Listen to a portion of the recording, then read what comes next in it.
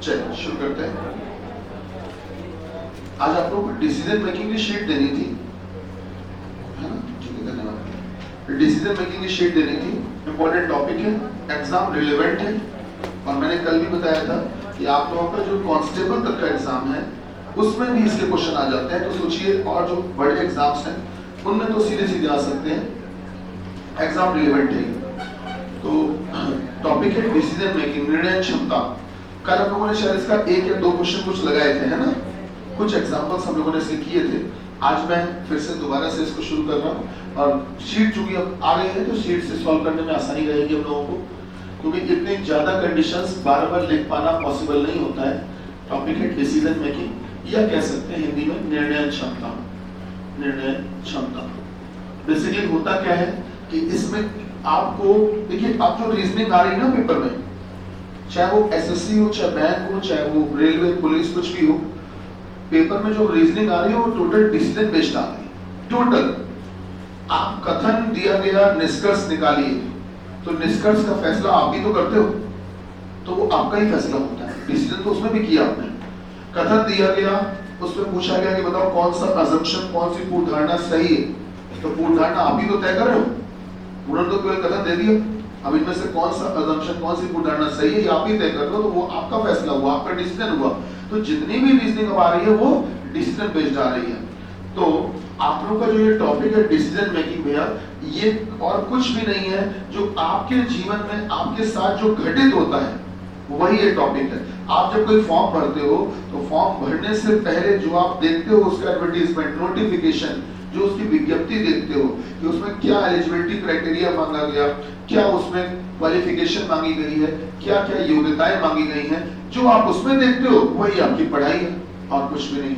ठीक, चलिए शीट सभी को मिल गई, आइए शुरू करते हैं। देखिएगा, आइए स्टार्ट करते हैं।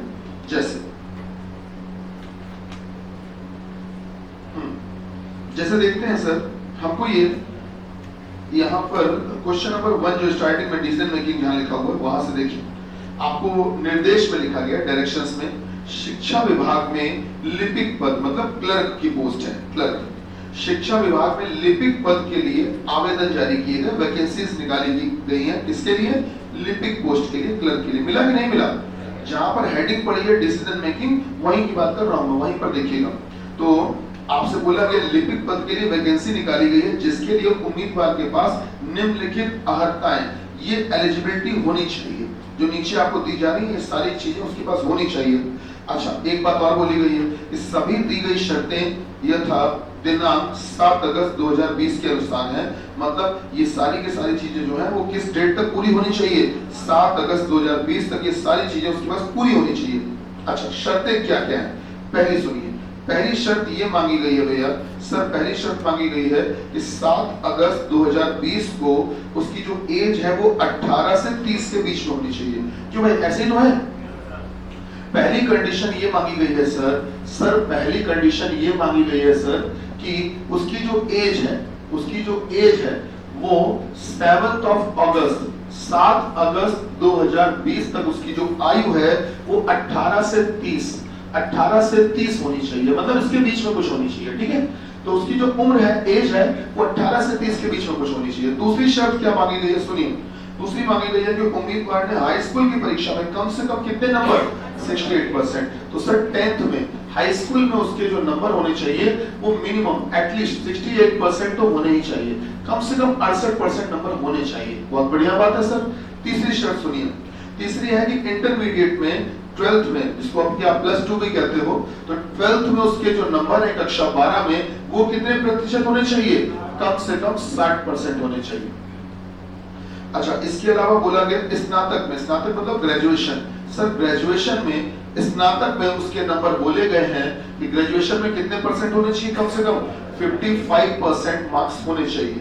अच्छा, पांचवी शर्त सुनिए क्या कहेगी, वो कहा गया है कि चयन परीक्षा में, मतलब रिटन एग्जाम में, इसको आप CWE भी कहते हो, कॉमन रिटन एग्जाम, जिसकी की आप तैयारी कर रहे हो, जिसके लिए आप कोचिंग पढ़ने आए हो, इसी की चयन परीक्षा बोलते हैं, जिसकी आप तैयारी कर रहे हो। तो चयन परीक्षा में भैया कम से कम 52% नंबर होने चाहिए रिटन एग्जाम में, ठीक है? चयन परीक्षा में, इसको लिखित परीक्षा भी कभी कभी कह दिया जाता है।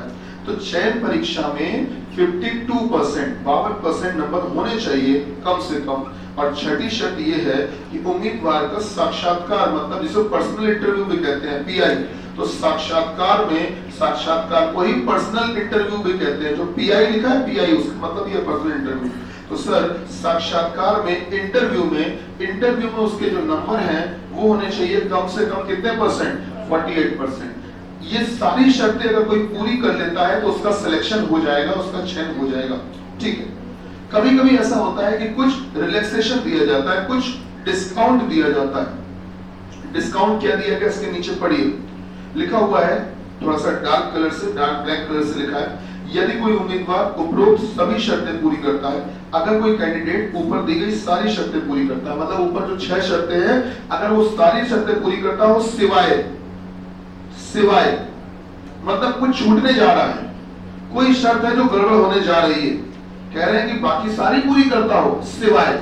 अब सिवाय के आगे पढ़िए, सिवाय के आगे पढ़िए, नीचे लिखा है ए में क्या लिखा है सर? पढ़िए, ए में लिखा है 3 के, थर्ड के, अब 3 नंबर के, 3 के सिवाय 3 के, सिवाय के आगे पढ़ेंगे 3 के। अब 3 में वैसे मांगा क्या था? 12th में 60%, कह रहे नहीं पूरी कर पा रहा है। मान लो इस तीसरे 3 नंबर के सिवाय बाकी सारी पूरी करता हो, 1 नंबर पूरी करे, 2 पूरी करे, शर्त 4 पूरी करे, 5 पूरी करे, 6 पूरी करे, लेकिन सिर्फ 3 ना पूरी कर पाए। तो अगर 3 नंबर पूरी नहीं कर पाता है, 12th में उसके नंबर 60% मांगे थे, नहीं आ पाए बेचारे के, तो देखो इसके बदले में फिर डिमांड चेंज कर दी है कि अगर तुम 3 नंबर पूरी नहीं कर पा रहे हो तो बदले में फिर ये लेकर आओ। ऐसे नहीं माना जाएगा कि तुम शर्त पूरी ना करो तो नौकरी दे दें, नहीं। अब देखो बदले में क्या मांग लिया है, अब इसके बदले में इसकी जगह पर उसे स्नातक में, ग्रेजुएशन में कम से कम कितने मिले हो? 70%। कह रहे अब तुम्हें ग्रेजुएशन में कम से कम 70% नंबर मिले हो भैया। अब 70% चाहिए ग्रेजुएशन में। पहले ग्रेजुएशन में कितने चाहिए थे? 55, अब बढ़ा दिए, अब कह रहे 70 चाहिए, क्योंकि तुम शर्त नंबर 3 पूरी नहीं कर पा रहे हो, तुम्हारे इंटर में कम नंबर आए, तुम शर्त नंबर 3 पूरी नहीं कर पा रहे हो, तो अब उसके बदले में ग्रेजुएशन में 70% चाहिए, अब चाहिए। और अगर इस स्थिति में तुम्हारे 70% ग्रेजुएशन में आ गए मान लो, तो सिलेक्ट हम तुम्हें तब भी नहीं करेंगे। ये मत सोच लेना कि सिलेक्ट कर लेंगे, ये इंटर में कम रह गए, ग्रेजुएशन में इतने ज्यादा आ गए तो सिलेक्ट कर लेंगे, सिलेक्ट तब भी नहीं करेंगे। हाँ, बस इतना है कि रिजेक्ट भी नहीं करेंगे, तुम्हें भगाएंगे भी नहीं, केवल इतना करेंगे तो तुम्हारा मामला, बोलो बेटा, तो उसका मामला किसके पास?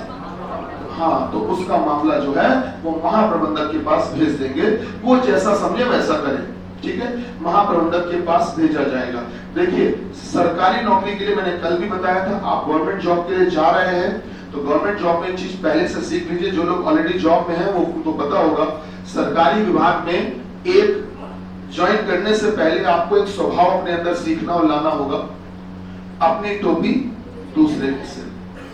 ये कला आपको आनी चाहिए, ये मजबूरी है, क्या करोगे तभी सरवाइव कर पाओगे, नहीं दूसरे की टोपी अपने से लेते रहोगे पूरी नौकरी, परेशान हो जाओगे। ये कला कैसे आएगी? ये ऐसे आएगी, ये कोई अच्छी चीज मैं आपको नहीं सिखा रहा हूँ, कोई अच्छी बात नहीं बता रहा हूँ, लेकिन हाँ ये एक बेसिक बिहेवियर है जो आपके अंदर ऑटोमेटिक आ जाएगा। क्या होता है सर कि सरकारी महकमे में कोई भी व्यक्ति जो है वो अपनी कलम नहीं फंसाना चाहता है, वो चाहता है कि मेरे ऊपर बात ना आए, मैं आंसरेबल ना हूं, मुझे ना जवाब देना पड़े, तुमको जवाब देना पड़े, हमारे अधिकारी को जवाब देना पड़े, मुझे ना देना पड़े। हर व्यक्ति अपने आप को बचाना चाहता है।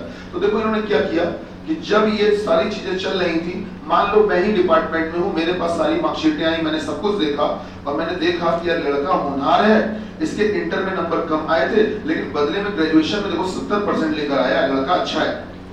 अब अगर हम ही सिलेक्ट कर लेंगे तो कल को जो पूछा जाएगा क्वेश्चन मुझसे पूछा जाएगा, क्यों भाई क्यों सिलेक्ट कर लिया जब शर्त नंबर 3 पूरी नहीं कर पा रहा था।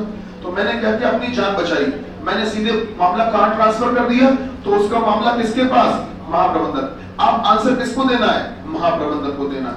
जो अथॉरिटी हो गई, हायर अथॉरिटी, वो महाप्रबंधक हो गई। ठीक है, तो ये हो गया ए ऑप्शन। सुनिएगा भैया, ए नंबर की जो सब कंडीशन है, उप शर्त है, वो ये है।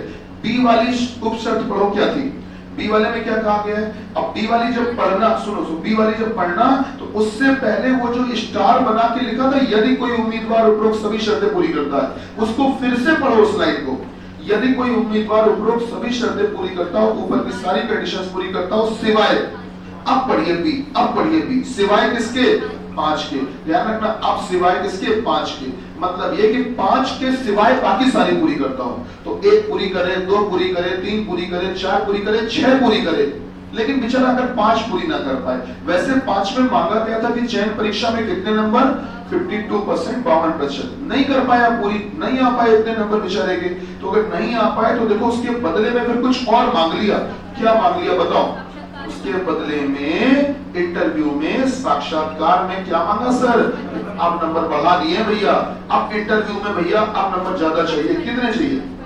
अब इंटरव्यू में चाहिए 55। वैसे पहले इंटरव्यू में कितने चाहिए थे? 48। कह रहे अब 55 चाहिए, क्योंकि तुम्हारे चयन परीक्षा में कम नंबर आए, इसलिए अब इंटरव्यू में 55% चाहिए। और अगर तुम 55% नंबर ले आओगे इंटरव्यू में तो सिलेक्ट हम तुम्हें कभी नहीं करेंगे। हाँ बस इतना करेंगे तो तुम्हारा मामला फॉरवर्ड कर देंगे। तो उसका मामला किसके पास? हाँ, मामला निदेशक के पास, डायरेक्टर के पास भेज देंगे, के पास भेजा जाएगा, भेजा जाएगा। ठीक है, इसमें इन क्वेश्चंस में बस एक डर लगता है हम लोगों को कि क्वेश्चन इतना बड़ा, इतनी ज्यादा इंफॉर्मेशन सभी कठिन होगा, ये मन में बेवजह का डर आ जाता है। ऐसा जबकि होता नहीं है। आइए क्वेश्चन लगाते हैं। चलिए एक क्वेश्चन लगाते हैं। जैसे क्या बोला गया, पढ़िए। आपको ऑप्शंस भी दिए गए, विकल्प भी दिए गए, उनको हम बाद में देख लेंगे। जरा आ जाओ क्वेश्चन नंबर 1। नीलेश कुमार का जन्म। अच्छा सुनो, क्वेश्चन जब लगाते हो तो तरीका ध्यान रखना जो मैं बता रहा हूं। आप यहाँ पर जल्दबाजी में फैसला मत लेना कि पढ़ते जा रहे हो अपने दिमाग सोच रहे हो कि हाँ मेरे हिसाब से ठीक। नहीं, आप गलती करोगे, मैं बता रहा हूँ। आप 1 2 3 4 जितनी मुख्य शर्तें हैं, जितनी मेन रिक्वायर्ड है, मतलब जो एसेंशियल क्वालिफिकेशन जो मांगी गई है, उतने आप नंबर डाल लिया करिए। जितनी मुख्य शर्तें उधर दे रखी गई हैं उतने आप नंबर डाल लिया करिए, जितनी मुख्य शर्तें दी गई हैं। ध्यान रखना, ये कोई मुख्य शर्तें नहीं, ये उप शर्तें हैं, ये सब कंडीशंस हैं। ठीक है, ये एडिशनल है, इनकी कोई जरूरत नहीं है, ये होती मुख्य शर्तें। जितनी मुख्य शर्तें उतने नंबर डाल दीजिए। अब पढ़िए क्वेश्चन। नीलेश कुमार का जन्म 26 नवंबर 1990 को हुआ।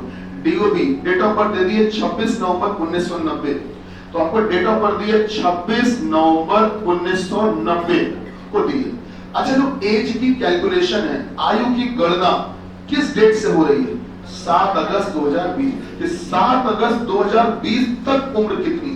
तो एक काम करते हैं, अगर हम 7 अगस्त 2020 में से अगर इनकी डेट ऑफ बर्थ घटा देंगे तो क्या इनकी उम्र निकल आएगी कि नहीं निकल आएगी? अगर हम 7 अगस्त 2020 में से इनकी डेट ऑफ बर्थ घटा देंगे तो उम्र निकल आएगी। और ये आप सीखिए, आपको सीखना पड़ेगा कि सर डेट ऑफ बर्थ को, ईयर को कैसे घटाया जाता है।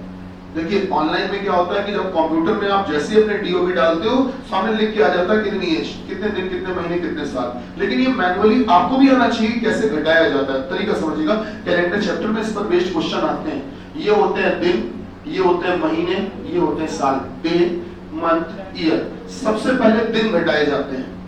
7 में से 26 जाएगा नहीं, 7 में से 26 जाएगा नहीं, तो बगल से एक उधार लेंगे, और वो जो एक उधार लेंगे वो महीना होगा। और महीना जैसे ही इधर आएगा तो दिन बनकर आएगा। और ध्यान रखना, कभी भी जब महीने को तुम इधर उधर भेजते हो तो वो हमेशा 30 दिन का माना जाता है, हमेशा 30 दिन का ही माना जाता है। यहाँ पर ये बिल्कुल मत सोचिएगा कि गुरुजी अगस्त का महीना है वो तो 31 का आएगा, ऐसा कुछ नहीं होता है। सर महीना हमेशा 30 दिन का माना जाता है। ये माना क्यों जाता है उसका रीजन सुनिए। साल में टोटल दिन कितने होते हैं, जल्दी बोलो? 365। साल में महीने कितने होते हैं? 12। 12 से भाग दीजिए, 12 तिहाई 36। सही है, आप चेक करिएगा, 12 तिहाई 36, 30 दशमलव कितना आया? लगभग 30.4। क्या आया कि नहीं आया? आया। तो ध्यान रखिएगा 30.4 आया। तो भैया इस स्थिति में अगर तुम देखोगे तो गौर करो, क्या 0.5 से कम है कि नहीं? 0.5 से कम है ना, तो रहेगा तो इसी साइड का। इसीलिए मान लिया जाता है कि जो हर महीने में दिन है वो लगभग कितने हैं? 30। इसलिए 30 माने जाते हैं। ये फिक्स होता है, कभी बदलता नहीं है। तो बेटा 30 दिन इधर से आ जाएंगे, 30 और 7 37। और 37 में से 26 गए, जल्दी बोलिए। 37 में से 26 गए, कितने बचे सर? 11। तो आपने कहा कि सर यहाँ पर बचे 11। ठीक है सर, मैंने लिख दिया 11। अच्छा, अब इधर 7 महीने बचे, 7 में से 11 जाएगा नहीं, 7 में से 11 जाएगा नहीं, बगल से एक उधार लेंगे, वो एक साल होगा। और साल इधर पर आएगा तो 12 महीने के रूप में आएगा। 12 7 19, 19 में से 11 गया, जल्दी बोलो। 19 में से 11 गया, हाँ 8। सही बात है क्या? वो हाँ नहीं बोल रहे? सही है ना भाई? इधर 7 महीने बचे थे और बदल से 12 महीने मिल गए, 12 और 7 19 हो गए, और 19 में से 11 क्या बचा? 8। अब इधर बचा 2019, 2020 की जगह 2019 आ गया ना, तो 2019 बचा, तो 2019 बचा। अब यहाँ अब जरा घटाइए, 9 में से 0 गया, बचा 9, सब इधर बचा आपका 11 में से 9 गया 2, तो 29 साल 8 महीने और 11 दिन। अच्छा अब देखिए एज कितने से कितनी मांगी गई थी, बोलिए? 18 साल 30 महीने और 18 से 30 के बीच में मांगी गई थी। इनकी एज आई है 29 साल 8 महीने 11 दिन। आप बताओ जितने से जितने के बीच में एज मांगी थी, क्या उस बीच में है कि नहीं है? देखिए मैंने इतना डिटेल में क्यों माइनस किया, वो इसलिए माइनस किया कि बहुत नजदीकी मामला था, 1-1.5 महीने बाद ओवर एज होने वाले थे। 29 साल 8 महीने, अभी 1-1.5 या 2 महीने में ओवर एज होने वाले थे, इसलिए मैंने बहुत डिटेल में माइनस किया इसको। देख तो लेंगे, ऐसा तो नहीं कि बच रहे हैं कि जा रहे हैं। तो सर जी 29 साल 8 महीने एज तो सही है, तो शर्त नंबर पहली कंप्लीट, पहली जब पूरी कर रहे हैं तो पहले तो मैंने राइट का निशान लगा दिया। आगे बढ़िए। उसने कक्षा 12 में, क्लास 12 में और स्नातक की परीक्षा में, मतलब 12th में और ग्रेजुएशन में दोनों में ही रिस्पेक्टिवली क्रमशः 64% और 57% नंबर प्राप्त किए। सर इंटर में दिए गए 64%, इंटर में 64%, वैसे इंटर में चाहिए कितने थे? 60, इनके आए हैं 64। शर्त नंबर तीसरी कंप्लीट। अच्छा ग्रेजुएशन में इनके नंबर आए 57, 57, वैसे ग्रेजुएशन में चाहिए कितने? 55, इनके आए 57। शर्त नंबर चौथी कंप्लीट। बहुत बढ़िया सर, आगे बढ़ते हैं, आगे बढ़िए सर। आगे बोला गया साक्षात्कार, मतलब इंटरव्यू में उसे 50% मिले। सर इंटरव्यू में साक्षात्कार में चाहिए कितने? 48, इनको मिले हैं 50। शर्त नंबर छठी कंप्लीट। आगे बढ़िए सर। आगे बोला गया कि क्लास 10th में, कक्षा 10 में तो तथा कक्षा 10 की परीक्षा में उसे 65%, 65% नंबर मिले। 10th में 65, 10th में चाहिए कितने थे? 68। आपने कहा इनको सर जी 65 मिले हैं, शर्त पूरी नहीं हो पाई, कट्टम। क्यों ये कट्टम क्यों लगाया, समझ में आया? ठीक है चलिए बहुत बढ़िया, आपने उस पर क्रॉस लगा दिया। अब पूरी कहानी पढ़ लीजिए। इतनी कहानी में कहीं भी आप बताइए क्या चयन परीक्षा के नंबर दिए गए हैं? नहीं दिए गए, तो चयन परीक्षा में आप लगा दीजिए क्वेश्चन मार्क। रिटन एग्जाम के नंबर दिए ही नहीं गए, क्वेश्चन मार्क। ठीक, जो जो इन्होंने कहा वो मैंने कर दिया। अब समझिएगा कि यहाँ पर आप लोग पहले अपना फैसला सुनाइए, आपके हिसाब से इस व्यक्ति के साथ क्या किया जाए। हाँ भाई, जानकारी पूरी है, डेटा सफिशिएंट है, क्या लगा दे फिर? ऑप्शन ऊपर दे रखे हैं, पढ़िए ऊपर ऑप्शन दे रखे हैं। आपको ऑप्शन दिया है A B C D E।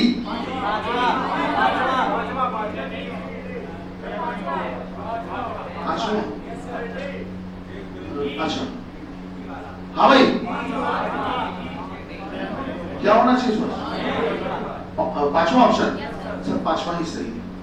Reason समझिएगा सर, रीजन समझिएगा, ये कंफ्यूज करने के लिए क्वेश्चन दिए जाते हैं। अब देखोगे तो आपको लग रहा होगा कि सर डेटा इनसफिशिएंट, जानकारी तो पूरी दी नहीं, एक इंफॉर्मेशन तो दी नहीं 5 नंबर के बारे में, और फिर भी आंसर कैसे निकाल दिया आपने? तो देखिए 5वीं शर्त के बारे में कुछ भी मुझे जानकारी नहीं दी गई है कि चयन परीक्षा में कितने नंबर आए, दिया ही नहीं है, कोई बात नहीं। आप ये देखो, आपकी शर्त नंबर 2 पर क्रॉस लग गया, कट्टम लग गया है, लग गया है, ठीक। अब बाकी की जितनी शर्तें हैं, अगर उन सभी पर राइट लग भी जाता, मान लो आपको चयन परीक्षा के नंबर दिए होते, थोड़ी देर के लिए मान लो दिए होते, और वो नंबर जो होते वो 52 उससे ज्यादा होते, तो शर्त नंबर 5वीं भी कंप्लीट हो जाती।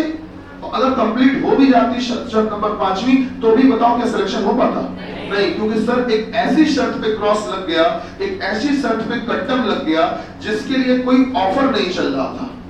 जो डिस्काउंट ऑफर चल रहा था वो केवल 2 शर्तों के लिए दिया जा रहा था, एक शर्त नंबर 3 पे डिस्काउंट था और एक शर्त नंबर 5 पे, इनके अलावा किसी पर डिस्काउंट नहीं था। तो इसके लिए एक बात समझ में आई, सीधी सी बात है कि सर हमको करना ये है, मेरी बात ध्यान से सुनिएगा, आपको जो भी शर्तें आपके पास में हैं उनमें से अगर किसी ऐसी शर्त पर कट्टम लग जाए, अगर किसी ऐसी शर्त पर कट्टम लग जाए, क्रॉस लग जाए, जिसके लिए कोई डिस्काउंट ऑफर ना दिया हो, कोई रियायत, कोई रिलैक्सेशन, कोई कंसेशन ना दिया हो, ध्यान रखना, कंसेशन किसके किसके लिए दिया है? 3 के लिए और 5 के लिए, 2 के लिए तो नहीं दिया है। तो अगर किसी ऐसी शर्त पे कट्टम लग जाए जिसके लिए कोई डिस्काउंट ना दिया हो, तो बस सवाल वहीं खत्म हो जाता है। सीधे बोल देना सर चेंज हो ही नहीं पाएगा, क्योंकि अब हम क्वेश्चन पढ़ेंगे ही नहीं, क्योंकि कोई जरूरत ही नहीं है सर, क्योंकि ऐसी शर्त पे कट्टम लग गया जिसके लिए कोई ऑफर ही नहीं दिया है। इसका मतलब अब आगे कुछ हो भी जाए हमें कोई फर्क नहीं पड़ता, सिलेक्शन तो हो ही नहीं पाएगा इनका। मान लो ये लड़का ओवरेज हो जाता, मान लो इसकी एज ज्यादा हो जाती, तो एज ज्यादा होने के लिए कोई ऑफर है? नहीं है, तो बात खत्म। अब चाहे वो यूनिवर्सिटी टॉप कर ले, चाहे इंटर में यूपी बोर्ड टॉप कर ले, चाहे वो पूरी पढ़ाई कर ले, चयन परीक्षा में उसके हाईएस्ट मार्क्स आ जाए, कुछ भी आ जाए, क्या हो पाएगा? सर जी ओवरेज हो गया ना, काम खत्म। उसके आप कुछ भी कर ले कोई फायदा होने वाला नहीं है। तो इस क्वेश्चन को अगर मैं तुमसे ये कहूं, ये जो क्वेश्चन दिया था, इस क्वेश्चन को अगर तुम उल्टा पढ़ो, नीचे से पढ़ो, नीचे से पढ़ो, ऊपर से मत पढ़ो, इस क्वेश्चन नंबर 1 को आप उल्टा पढ़ो, तो सबसे नीचे की आखिरी लाइन क्या दे रखी है, जल्दी बोलो।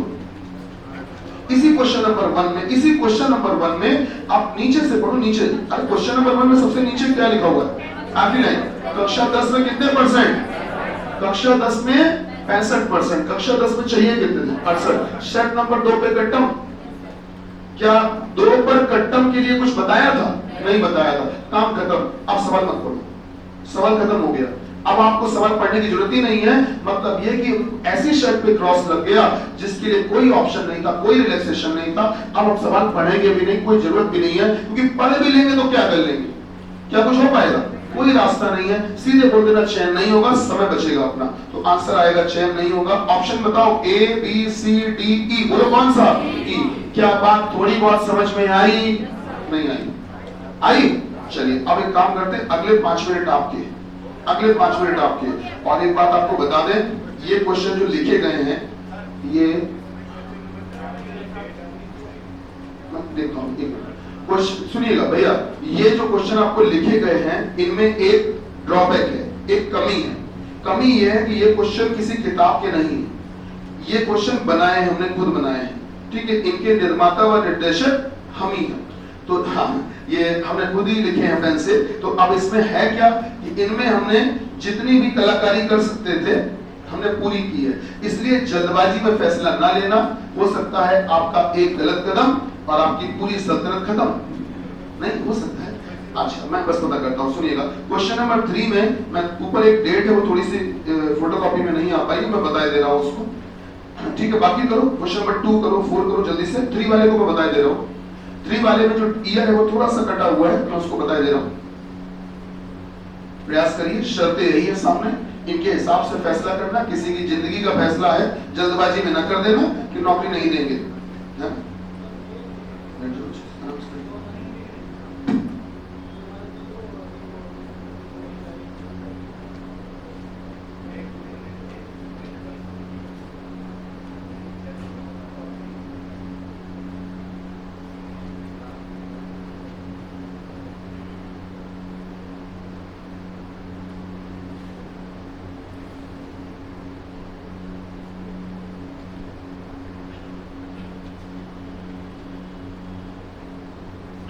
क्वेश्चन नंबर 3 में जो ऊपर ईयर लिखा है 6/7/1994, 1994 कर लो उसको। क्वेश्चन नंबर 3 में लिखा हुआ है राम कुमार अतुल से 3 वर्ष बड़ा है, जिसका जन्म 6 जुलाई 1994, 1994 कर लो उसको। 6 जुलाई कह लो चाहे 6/7 कह लो, बात वही है। तो 6/7/1994 डेट दे रखी है, 1994 कर लीजिए उसको, ठीक है। वो थोड़ा सा मिसप्रिंट था, कर लीजिए। हाँ हो गए। क्वेश्चन नंबर 1 हम कर चुके थे सामने, अब 1 का आंसर था ई। क्वेश्चन नंबर 2, 3, 4 आपको करने हैं, जल्दी करिए। हो गए 2, 3, 4? बड़ी जल्दी हो गई, चेक करिए जरा समय, जल्दबाजी मत करिए भाई। ऐसा ना हो तुम किसी के जीवन का फैसला जल्दबाजी में ले लो और वो बाद में दुखी हो जाए और कोई गलत कदम उठा ले, समझे? हाँ, तो जो भी करना सोच समझ के करना। उसके द्वारा उठाए गए गलत कदम के जिम्मेदार तुम ही होगे फिर।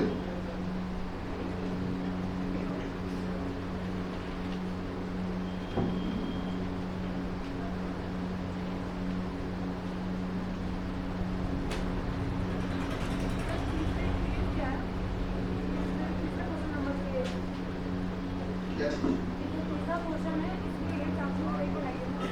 उसमें मैंने बोला 1994, देखिए उसमें थोड़ा सा कटा हुआ है ना, 1994 उसको कर लीजिए, 1994 कर लीजिए।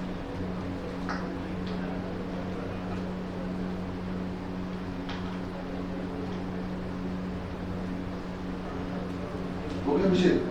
बढ़िया, हो गया विजय? जल्दी करो बेटा, तुम लोग के हो गए।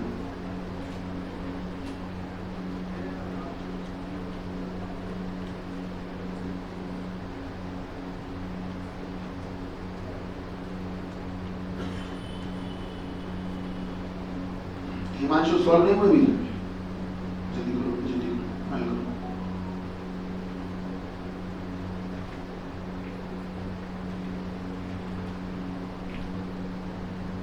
हो गए? सौरभ हो गए भैया? शुरू करते हैं बेटा, हो गए?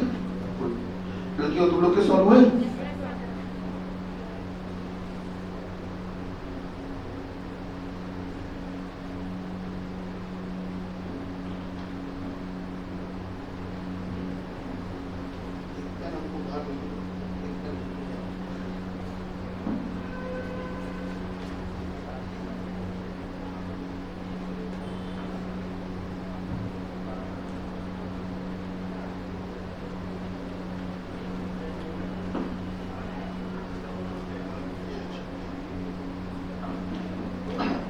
जल्दी करिए भाई, क्वेश्चन नंबर 1 हो गया था, 2, 3, 4 सॉल्व करिए। और ऑप्शन आपको दे रखे हैं क्वेश्चन नंबर 1 के ठीक ऊपर, क्वेश्चन नंबर 1 के ठीक ऊपर आपको विकल्प दे रखे हैं, 5 ऑप्शंस दे रखे हैं, 5 अल्टरनेटिव है आपके पास में। पहला ए ये कहता है कि जब आपको लगे कि चयन नहीं होगा, सॉरी चयन हो जाएगा, तो ऑप्शन ए रहेगा। बी तब लगाएंगे जब उसका मामला महाप्रबंधक के पास भेजा जाएगा, ऐसा आपको लगता है तब बी लगा देना। सी तब लगाना जब आपको लगता है कि उसका मामला निदेशक के पास भेजा जाएगा। डी तब लगाना जब आपको लगता है कि आंकड़े अपर्याप्त हैं, डेटा इनसफिशिएंट है, तब आप लगाना डी। और ई तब लगाना जब आपको लगता है कि उसका चयन नहीं हो पाएगा। जल्दी से 2, 3, 4 खत्म करिए भाई, हो गए?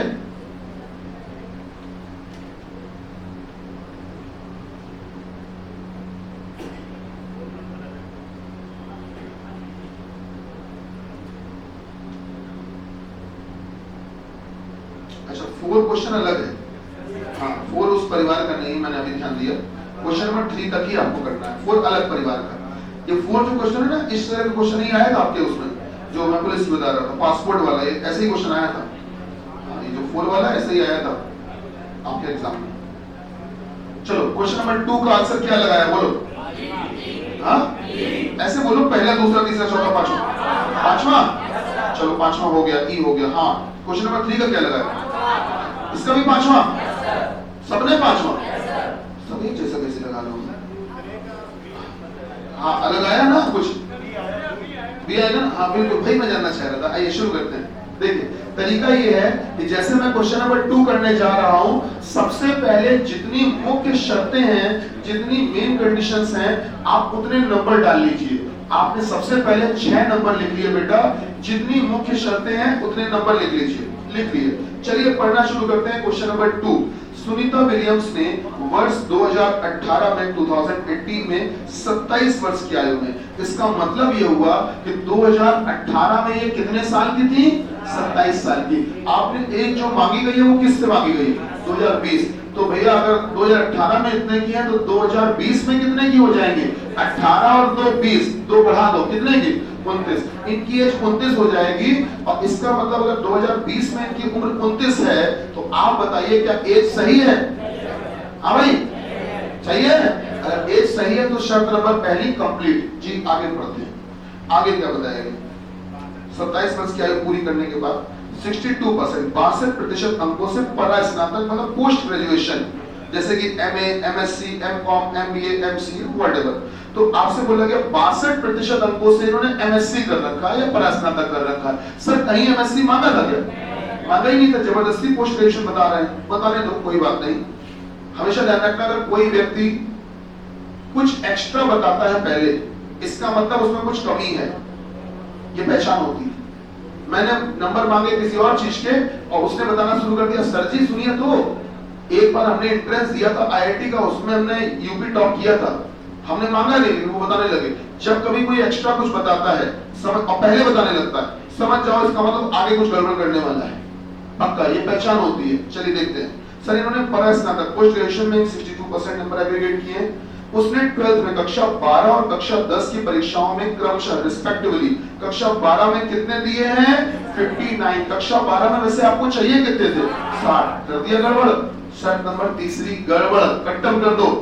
कक्षा 12 में 59 आए, बेकार है। कक्षा 10 में इनके आए 70%, क्लास 10th में चाहिए थे 68, इनके आए 70। बहुत बढ़िया सर, शर्त नंबर दूसरी कंप्लीट, जितने थे उससे ज्यादा ही आए। आगे पढ़िए। अच्छा, ये करने के बाद उसको साक्षात्कार में और चयन परीक्षा में क्रमशः 58 और 50, साक्षात्कार मतलब इंटरव्यू में मिले हैं 58, तो इंटरव्यू में मिले हैं 58, चाहिए थे 48, इनके आए हैं 58, तो इंटरव्यू में मतलब शर्त नंबर 6 तो कंप्लीट है। अच्छा, अब पढ़िए 50% इनके नंबर है चयन परीक्षा में, चयन परीक्षा में 50, चयन परीक्षा में चाहिए कितने थे? 52, इनके कितने? 50। आपने कहा सर जी 5 पे लगा लीजिए कट्टम, आपकी टेंशन बढ़ती जाएगी, देखना कैसे। आगे पढ़िए क्या बोला गया।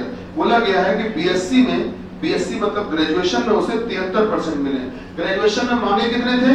55, इनके हैं 73। शर्त नंबर चौथी भी कंप्लीट कि भाई ठीक है ना। अब देखो 3 पर कट्टम लगा है और 6 पर कट्टम लगा है, सॉरी 5 पर, 3 पर कट्टम लगा है और 5 पर कट्टम लगा है। आप बताओ 3 पे कट्टम और 5 पे कट्टम के लिए कुछ ऑफर था कि नहीं था? 3 के लिए यह था कि अगर 3 पर क्रॉस लग जाए और बाकी सब पर राइट लगे तब ग्रेजुएशन में कम से कम 70% होने चाहिए, तो मामला भेज देंगे महाप्रबंधक के पास। और अगर 5 पर कट्टम लगे लेकिन बाकी सब पे राइट लग जाए, ध्यान से सुनना मेरा स्टेटमेंट, केवल 5 पे कट्टम लगे लेकिन बाकी सब पे राइट लगे और साथ में ये हो अगर उसके पास इंटरव्यू में 55, तो मामला इनके पास भेज देना। आप चेक करना वो ये कंडीशन भी पूरी कर रहा है और ये भी पूरी कर रहा है, चेक करिए। आप ये बताइए मुझे उसके ग्रेजुएशन में क्या 70% है कि नहीं? Sir more than 70। साक्षात्कार में उसके कितने हैं? कितने हैं? 58। तो सर देखा जाए तो साक्षात्कार में 55 चाहिए थे, इनके 58 है। कब चाहिए थे? जब 5 नंबर पे कट्टम लग जाए, 5 पूरी ना कर पाए। तो ऐसी स्थिति में तो ये वाली भी सब कंडीशन पूरी कर रहा है, वो वाली भी सब कंडीशन पूरी कर रहा है। तो सर जी आपको बता दें, इसमें एक लाइन लिखी गई थी, उसको ध्यान रखिएगा कि यहाँ पर एक बात लिखी थी स्टार बनाकर कि सर ये लिखा था कि अगर कोई उम्मीदवार ऊपर दी गई सारी शर्तें पूरी करता हो सिवाय केवल इसके, जब केवल 3 पे कट्टम लगे लेकिन 1 पर राइट लग जाए, 2 पर राइट लग जाए, 4 पर राइट लग जाए, 5 पर राइट लग जाए, 6 पर राइट लगे लेकिन केवल 3 पर कट्टम लगे, तब इसको पढ़ना। और ये कब पढ़ना? ये तब पढ़ना जब 1 पर सही लगे, 2 पर सही लगे, 3 पर सही का निशान लगे, 4 पर सही का निशान लगे, 6 पर सही का निशान लगे, लेकिन केवल किस पर गलत का निशान लगे? 5 पे। जब केवल 5 इनकम्प्लीट हो लेकिन बाकी सब कंप्लीट हो, तब इसको पढ़ना। आप बताइए क्या ऐसा हो रहा है? नहीं समझ में आया? ऑफर तो कोई एक ही लगाओगे, क्या करोगे? ये काम करो भैया, तुम अपनी फाइल पहले महाप्रबंधक के कैबिन में ले जाओ, वहां से होते हुए निदेशक के पास चले जाना। दोनों के पास भेजोगे क्या? तो एट ए टाइम तो कोई एक ही लगाओगे, तो ऊपर में कि नीचे कौन से लगा दे? सर कोई नहीं लग पाएगी। रीजन क्या है? क्योंकि ऊपर वाली तब लग पाती जब केवल 3 पर कट्टम होता। तो बताओ केवल 3 पर कट्टम है कि 3 के अलावा 5 पर भी है? सर 5 पर भी है, इसलिए ये नहीं लग पाएगी। और ये वाली कब लगती है? नीचे वाली, जब केवल 5 पर कट्टम हो लेकिन बाकी सब पर राइट हो। तो इसीलिए ना ये अप्लाई हो पाएगी ना ये हो पाएगी, चयन नहीं होगा। अब आंसर बोलो कौन सा? नहीं समझ में आया? समझ रहे हैं? तो सर इसमें कोई डिस्काउंट नहीं मिल पाएगा इनको। ये वही होता है, सुनिएगा, ये वही होता है जैसे कैंडिडेट मेरे पास एक बार आया, बोला सर जी हमारा एक जुगाड़ है। हमने कहा क्या जुगाड़ है? सर जी हमारे फूफा हैं मेडिकल डिपार्टमेंट में, स्वास्थ्य विभाग में फूफा है हमारे, और हमारा सर्टिफिकेट बनवा देंगे। हमने कहा किस चीज की? बोला सर हम फिजिकली चैलेंज हो जाएंगे, मतलब हमारा जो बन जाएगा ऐसा कि हाथ बेकार है या उंगली बेकार है, कुछ ऐसा बन जाएगा जिसमें हम 60% से ज्यादा का हमारा सर्टिफिकेट बन जाएगा। नहीं होता ना कि फिजिकली हैंडीकैप, फिजिकली चैलेंज होते हैं जिसमें उनको कोटा मिलता है अलग से, होता है ना हैंडीकैप वाला। तो बोला हमारा सर्टिफिकेट बन जाएगा झूठ मूठ का। हमने कहा बहुत बढ़िया। तो सर जी एक हम वो सर्टिफिकेट बनवा लेते फूफा से। हमने कहा बनवा लो, जब गलत काम कर ही रहे हो तो अगर हम मना कर देंगे तो भी तुम करोगे, हमको मालूम है। जैसे हम मना करेंगे तो कहोगे सर जी तो है भला नहीं चाहते मेरा, कभी बना कर रहे हो, तुम जाके चुपचाप बनवाओगे, जरूरी है, हम जानते हैं गलत काम सबको पसंद आता है। हमने कहा बनवा लो, बोला सर वो करवा लेते हो, प्लस सर हम जो है एसटी में आते हैं, एसटी में शेड्यूल ट्राइब में, तो हमारी वैकेंसी बहुत कम होती है और हमारे फॉर्म भरने वाले भी बड़े कम होते हैं। हमने कहा अच्छा ठीक, और हमारे बाबा स्वतंत्रता संग्राम सेनानी थे। हमने कहा अच्छा, और सर जी हमने एनसीसी भी कर रखा है, सी सर्टिफिकेट। वेरी गुड, मतलब समझ रहे हो, मतलब ये कि सर जी हमें एनसीसी वाला ही फायदा मिल जाएगा, स्वतंत्रता संग्राम सेनानी आसिफ वाला भी मिल जाए, शेड्यूल ट्राइब वाला भी मिल जाए, और फिजिकली हैंडीकैप वाला भी मिल जाए, और 2-4 बच्चे वो भी ले लो। मतलब ये कि तुम्हें तो फॉर्म भरने की भी जरूरत नहीं, तुम्हें तो घर से उठा के ले जाएंगे, प्लीज ज्वाइन करिए, हम पर एहसान करिए। ऐसा थोड़ी ना होता है यार कि तुमको दुनिया के जितने फायदे हैं सब मिल जाए। फिर ये देखा जाता है कि इनमें सबसे ज्यादा फायदा तुम्हें किसमें मिलेगा, सबसे ज्यादा आरक्षण जिसमें मिलेगा, फिर वही एक मिलेगा। ये नहीं कि तुम चाहो ये भी ले लें, वो भी ले लें, वो भी ले लें, ऐसा नहीं हो सकता। ये कहानी उसी तरह होती जैसे ये कि इनमें से एट ए टाइम कोई एक ही ऑफर फायदा मिलेगा, या तो ये या ये। चलिए आइए देखते हैं क्वेश्चन नंबर 3। क्वेश्चन नंबर 3 क्या कह रहा है सर, सुनिएगा। राम कुमार अतुल से 3 वर्ष बड़ा है। ओके, राम कुमार अतुल से 3 वर्ष बड़ा है, बहुत बढ़िया सर। देखते हैं, अतुल से 3 वर्ष बड़ा है, जिसका जन्म 6 जुलाई 1994 को हुआ। सर जिसका मतलब किसका, जिसका मतलब किसका, ये आवाजें इतनी कम का है यार, जिसका मतलब किसका भैया, अतुल का। ध्यान रखिएगा, ये रीजनिंग में और मैथ्स में हर जगह काम आएगा। और आपको ये हु, हुम, हुस, जो, जिसे, जिसका, जिससे, ये शब्द बहुत परेशान करेंगे, आज ही सीख लो, गड़बड़ मत करना कभी। राम कुमार जो है वो अतुल से 3 वर्ष बड़े हैं, जिसका बोला गया, जिसका, जिसका जन्म, जिसकी डेट ऑफ बर्थ। तो कभी भी ध्यान रखना, जो जिसका शब्द दिया जाए, या जो दिया जाए, या जिसे दिया जाए, या जिससे दिया जाए, हु, हुम, हुस, इस तरह के शब्द कभी भी दिए जाए तो ये शब्द हमेशा उस व्यक्ति के लिए बोले जाते हैं, उसके रिस्पेक्ट में बोले जाते हैं, उसके सापेक्ष बोले जाते हैं, जो व्यक्ति इस शब्द के पास में है। अब पास में कभी ध्यान रखना, उस तरफ मत जाना, इस शब्द के इस तरफ चलना, मतलब लेफ्ट साइड में चलना, इस शब्द के बाईं तरफ चलना, हमेशा बाईं तरफ। तो इस शब्द से जब तुम बाईं तरफ चलोगे तो चलते जाओ, चलते जाओ, चलते जाओ, चलते जाओ, चलते जाओ, बताओ पास में कौन मिलेगा, अतुल पास में मिलेगा। भैया देखा जाए तो राम कुमार तो दूर मिल रहे हैं, इसके शब्द के पास में कौन मिलेगा, नजदीक में, अतुल। तो सर ये जो जिसका शब्द दिया गया है, ये अतुल के लिए ही दिया गया, जिसका मतलब अतुल का। तो अतुल का जन्म कब होगा, क्या बोला गया, कब हुआ है, बोलो। अतुल का जन्म 6 जुलाई 1994। तो अगर तुम्हें अतुल की डीओबी पता चल गई है, अगर तुम्हें अतुल की डेट ऑफ बर्थ पता चल गई है, तो इसके हिसाब से तुम अतुल की एज भी निकाल सकते हो। इसका मतलब अतुल की एज निकाल सकते हो। चलिए एज की कैलकुलेशन होगी 7 अगस्त से। तो सर 7 अगस्त 2020 में से मैं अतुल की डेट ऑफ बर्थ घटाने जा रहा हूं। तो 7 में से 6 गया, बचा 1, 8 में से 7 गया, बचा 1, सर 20 में से 94 मतलब कि 10 में से 4 गया, सर 26 की 36, 26 ना। तो 26 साल 1 महीना 1 दिन, यही तो है। ये डेट ऑफ बर्थ, ये एज किसकी आई है, अतुल की एज आई है। अतुल की एज, अतुल की उम्र आ गई सर। हमसे अतुल की नहीं चाहिए थी, हमको चाहिए थी मिस्टर राम कुमार की। हमको किसकी एज चाहिए थी, राम कुमार की। बोला ये गया कि राम कुमार अतुल से 3 वर्ष बड़ा है। तो अगर अतुल बाबू 26 के हैं तो राम कुमार बाबू, हाँ अरे कितने के, राम कुमार बड़ा है, बड़ा है तो जाहिर सी बात है 26 में 3 जोड़ेंगे ही तो सर कितनी एज हो जाएगी, 29 साल 1 महीना 1 दिन। चलिए राम कुमार की एज आ गई। चलिए राम कुमार की एज आ गई। आप मुझे बताइए एज कितने से कितनी मांगी थी, 18 से 30, 29 साल, सही एज, पहले शब्द कंप्लीट। आगे पढ़िए सर। राम कुमार के आवेदन के संदर्भ में दी गई जानकारी, आप जो इंफॉर्मेशन है वो राम कुमार की ही चल रही है। इसका मतलब ये जो फॉर्म भरा है राम कुमार ने भरा है। अतुल का नाम तो बेवजह दे दिया है, राम कुमार का फॉर्म चल रहा है एक्चुअली में। तो एज में मुझे राम कुमार की चाहिए थी, इसीलिए मैंने निकाली। तो राम कुमार का फॉर्म चल रहा है, सुनिए।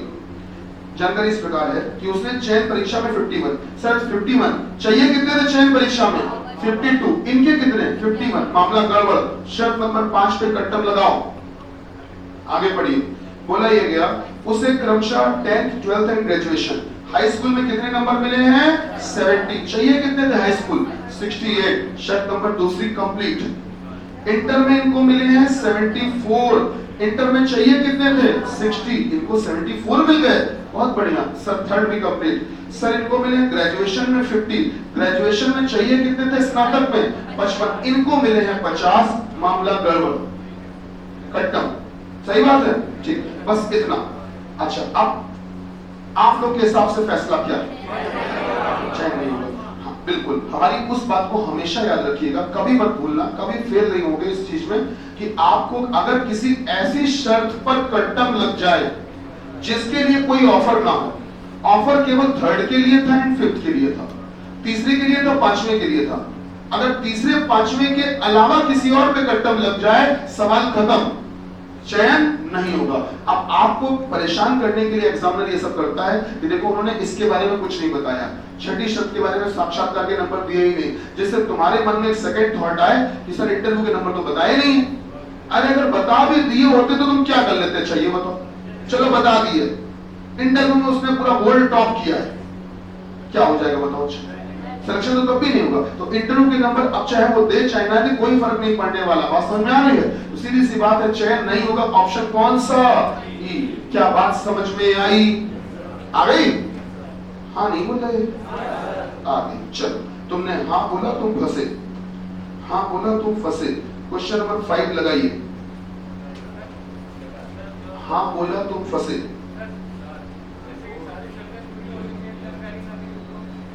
तब जानकारी अधूरी ही रहेगी। जैसे मान लो चौथे के बारे में पूछना देता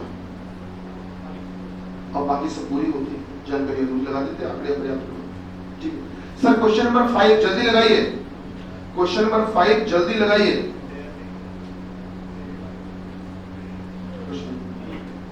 चेक नहीं होगा, देख लो यार, एकदम से नौकरी से भगाए दे रहा हो सकता कोई जुगाड़ ले दे के व्यवस्था कर लो, कुछ देख लो, कुछ जुगाड़ हो जाए, भला हो जाए उसका यार।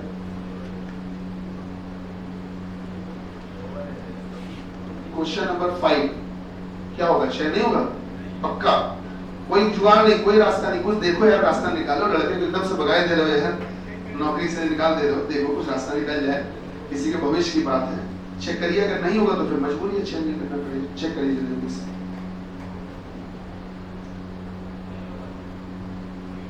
देख लीजिएगा भाई, मैनेजर वैकेंसी, मैनेजर पोस्ट के लिए वैकेंसी आउट की गई है।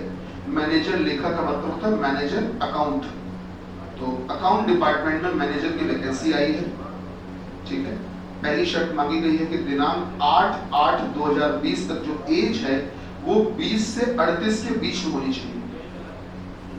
ठीक है, अच्छा। दूसरी शर्त, उम्मीदवार ने इंटरमीडिएट की परीक्षा में कम से कम 60% नंबर प्राप्त किए, बहुत बढ़िया बात है। फिर तीसरे में है कि उम्मीदवार ने किसी भी अनुशासन में, किसी भी डिसिप्लिन में ग्रेजुएशन की परीक्षा, मतलब स्नातक किया हो, बीएससी, बीए, बीकॉम कुछ भी कर रखा हो, स्नातक किया हो 55% नंबरों से कम से। फिर है उम्मीदवार ने प्रबंधन में स्नातकोत्तर, मतलब masters in business and administration, मतलब ये कि सर प्रबंधन मतलब मैंने एमबीए कर रखा हो और एमबीए कर रखा हो 60% नंबरों से कम। फिर बोला गया कि अर्हता प्राप्ति के बाद, मतलब क्वालिफिकेशन पूरी होने के बाद फिर उसने कहीं नौकरी भी की हो। कभी भी ध्यान रखना, जब बड़ी वैकेंसीज आती हैं ग्रेड बी या ग्रेड आपकी सी, मतलब क्लास 2 ऑफिसर या क्लास 3 ऑफिसर की वैकेंसी आती है तो उसमें एक्सपीरियंस जरूर मांगते हैं। तो सर अर्हता प्राप्ति के बाद किसी भी कंपनी के लेखा विभाग में, मतलब अकाउंट डिपार्टमेंट में कम से कम लिपिक पद का 3 साल का एक्सपीरियंस होना चाहिए इनके पास में। इस बार एक्सपीरियंस भी मांग लिया है, इस बार वर्क एक्सपीरियंस भी मांगा है, कम से कम 3 साल का होना चाहिए किसी कंपनी के लेखा विभाग में। ठीक है, और वो भी पोस्ट चाहिए लिपिक पद पर, क्लर्क बन के रहे हो, 3 साल कहीं क्लर्क की नौकरी की हो इन्होंने, ये एक्सपीरियंस भी चाहिए। ठीक, अगर ये पांचों शर्तें कोई पूरी कर ले तो आप सिलेक्शन कर लेना। अब डिस्काउंट शुरू हो गए। ये डिस्काउंट क्या कहता है कि अगर कोई 3 के मतलब थर्ड नंबर पूरी ना कर पाए, तो थर्ड में मांगा क्या था? मांगा था ग्रेजुएशन के नंबर 55, नहीं आ पाए किसी के, तो उसके बदले में एमबीए में कम से कम 70 आने चाहिए। देखो एमबीए के नंबर बढ़ा दिए, पहले 60 बोल रहे थे, पहले 70 चाहिए, क्योंकि तुम ग्रेजुएशन के नंबर नहीं ला पाए हो तो एमबीए में 70 चाहिए, तो मामला जीएम के पास भेज देंगे। अच्छा, बी वाला डिस्काउंट क्या कहता है कि अगर कोई 5 नंबर शर्त पूरी ना कर पाए लेकिन बाकी सब पूरी कर ले, एक पूरी कर ले, दो पूरी कर ले, तीन पूरी कर ले, चार पूरी कर ले, अगर 5 पूरी ना कर पाए, मतलब ये 5 में क्या था कि कम से कम 3 साल का क्लर्क पोस्ट का, लिपिक का मतलब इंग्लिश में होता है क्लर्क, तो क्लर्क पोस्ट का 3 साल का एक्सपीरियंस होना चाहिए, किसी अकाउंट डिपार्टमेंट में होना चाहिए। नहीं है बेचारे के पास, शर्त नंबर 5 पूरी नहीं कर पा रहा है, तो उसके बदले में किसी कंपनी के लेखा विभाग में कम से कम 1 वर्ष तक बतौर उप प्रबंधक, डेप्यूटी मैनेजर, मतलब किसी भी कंपनी में कम से कम 1 साल तक उसने डेप्यूटी मैनेजर की पोस्ट पे काम किया हो। देखो पहले मांगा था बाबू बने हो 3 साल के लिए, पहले क्लर्क मांगा था, अब कह रहे हैं अगर क्लर्क तुम 3 साल नहीं रहे हो तो फिर 1 साल अधिकारी बन के आओ, 1 साल कहीं पर तुम डेप्यूटी मैनेजर बन के आओ, तो 1 साल वाला भी दोबारा मान लेंगे, और तो उसका मामला, तो उसको क्या किया जाएगा, 1 साल के लिए संविदा पर कॉन्ट्रैक्ट बेस रखा जाएगा। 1 साल संविदा का मतलब आपको पता ही होगा कि फिर रिन्यू होती है संविदा पर वैकेंसी, इसी को बोलते हैं। क्वेश्चन नंबर 5 का आंसर बताया जाए, चयन नहीं होगा। तुम लोग सभी को बधाई दे दो, किसी चयन नहीं करता। 6 का चयन होगा कि संविदा में चयन होगा, संविदा वगैरह तो नहीं है, नहीं देख लो 6 वाले में, पहले 5 का पहले देख लेते हैं, फिर 6 पे आ जाएंगे। आप पहले 5 ही देख लेते हैं। 5 में जो क्वेश्चन नंबर 5 करने जा रहे थे, तो मैंने सबसे पहले 5 नंबर डाल दिए। जैसे मुख्य शर्तें 5 थी, तो जितनी मुख्य शर्तें हो उतने नंबर लिख लीजिए। 5 मुख्य शर्तें थी, ठीक है, एसेंशियल कंडीशंस थी, तो मैंने 5 नंबर डाल दिए। चलिए आइए शुरू करते हैं। सर पढ़िए क्वेश्चन नंबर 5 में राकेश कुमार का जन्म 29/7/1982 को हुआ। सर डेट ऑफ बर्थ घटा लोगे, 29/7/1982, और एज कब से मांगी गई है इसमें, 8/8/2020। सर 8/8/2020, आइए माइनस करते हैं। सर ये है दिन, ये है महीने और ये है साल। सर 8 में से 29 जाएगा नहीं, तो बगल से 1 महीना उधार ले लोगे, तो सर 30 दिनों का महीना आएगा, 30 और 8 38, 38 में से 29 गया, बचा 9। अब इधर बचे 7 महीने, 7 में से 7 गया, बचा 0। क्यों भाई सही लिख रहे हैं? अच्छा उधर देखोगे तो बेटा 10 में से 2 गया 8, और इधर भैया बोलिए 11 में से 8 गया 3, 38 साल 0 महीने और दिन कितने, 9 दिन। सर जी एज मांगी गई थी कितने से कितने के बीच में, 20 से 38, और ये 38 साल 9 दिन के हो गए, 9 दिन से ओवरेज हो गए। सर 9 दिन से ओवरेज हो गए हैं, और इसका मतलब 1 नंबर पे कट टर्म। आप मुझे बताओ क्या 1 नंबर पे कट टर्म के लिए कोई डिस्काउंट था? डिस्काउंट केवल 3 के लिए था और 5 के लिए था, 1 के लिए कोई डिस्काउंट ही नहीं था। सर हटाइए, काम खत्म, सवाल हम पढ़ेंगे ही नहीं आगे, सीधे होगा चेन नहीं होगा। ऑप्शन कौन सा होगा, बी 5वां। क्या बात सही है? अच्छा 6 वाले का एक साथ आंसर बताओ जो सबका सेम हो जाएगा। संविदा की चयन, आओ देख लेते हैं। 6 में ये कहा गया मीरा कुमारी जी ने 31 वर्ष की आयु में 2016 में कितने साल की थी? 2016 में ये 31 की थी। तो अगर 2016 में 31 की थी सर, एज मांगी किस सन में गई है, 2020 पे, तो 2020 तक आते आते कितने की हो जाएंगी, 16 से 20 4 साल बढ़ जाएंगे, 35। तो आप बताइए क्या एज वाला मामला सही है? ये नहीं, इसको देखते हैं सही है। अच्छा सही है, तो 1 नंबर सही, ठीक है। आगे पढ़िए। आगे ये बोला गया कि एज पूरी करने के बाद से अभी तक, कब से अभी तक, कब से मतलब 2016 से अभी तक, और अभी तक मतलब ये सारे जो हिसाब किताब है वो 2020 तक के लिए दिए गए। कब तक के लिए दिए गए? तो 2016 से 2020 तक कितने साल होते हैं, 4 साल होते हैं। अभी तक टिल टुडे, अभी तक ये जो है ये एक कंपनी के लेखा विभाग में वरिष्ठ लिपिक सीनियर क्लर्क है, 4 साल सीनियर क्लर्क नौकरी की है इन्होंने। आप बताइए एक्सपीरियंस है कि नहीं?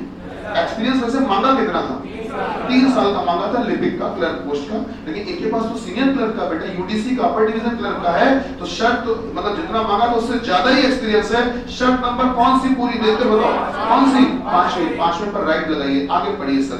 आगे सर ये बोला गया कि उन्होंने क्रमशः inter, BBA and MBA. Inter में कितने परसेंट है, 63। चाहिए कितने थे इंटर में, 60, इनके 63 है। शर्त नंबर कौन सी, दूसरी कंप्लीट जी, ठीक है। आगे बढ़िए सर। बोला गया बीबीए में 60%। क्या बीबीए चाहिए था क्या? नहीं चाहिए था? बीबीए मतलब क्या? Bachelor business administration. अगर आप देखोगे तो ग्रेजुएशन स्नातक की डिग्री है तो बीबीए। बात समझ रहे हैं? स्नातक मांगा था, जो बीबीए है ना वो स्नातक ही तो है। तो आप बताइए स्नातक में इन्होंने कितने मांगे थे? 55। इसके कितने हैं नलित के? हाँ सॉरी मीरत भाई 60 है। तो इनके अगर 60 है तो मांगे थे 55 थे। शर्त नंबर कौन सी? तीसरी कंप्लीट। अच्छा उसके अलावा एमबीए में कितने आए इनके? 65। एमबीए चाहिए कितना था?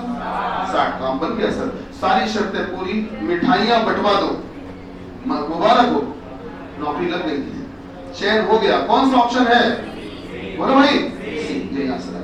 क्या बात समझ में आई? ठीक है चलिए, अब ये शीट आपके हवाले, आप इसको लगा कर आएंगे।